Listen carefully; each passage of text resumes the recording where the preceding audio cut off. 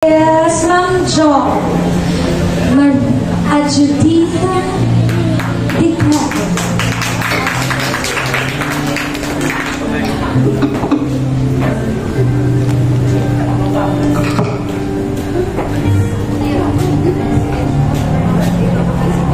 Ito, Anshara, congratulations sa iyo.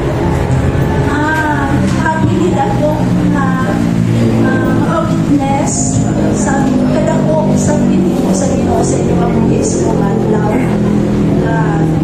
Isa man ako sa tao nga malipayon sa nakabalo ako nga pintugot sa Ginoo ang ginahandog ni Shara. Sa una pa lang ito pamangkot siya, ma'am, ano sa inyo, okay, ayhan ko na muli, ang na.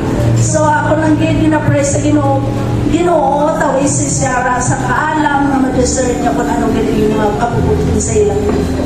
So thankful ako sa Ginoo. Sabat, hindi lang mo pangabuaton man. So, praise God. Ako na ako nga nahimok sa Ginoo sa inyo kabuhi. So, kaya na ako na nga prayer, wish sa inyo nga duha. Kapay pa, always ko man ginaremind sa amon nga bata. Ang pag-asawahay, hindi piso-piso.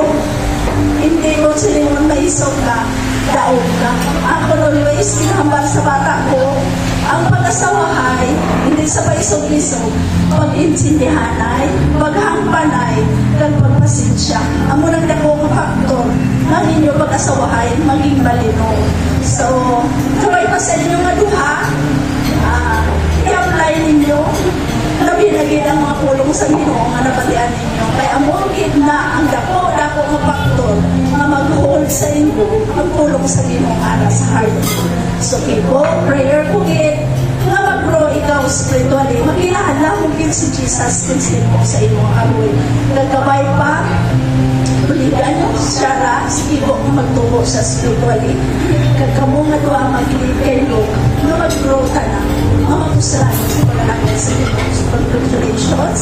Nagkapangamulong ito may pastor sa inyo. God bless sa pag-start niyo sa inyong mag-asawahay na duha. Thank you, good Ma'am Jo.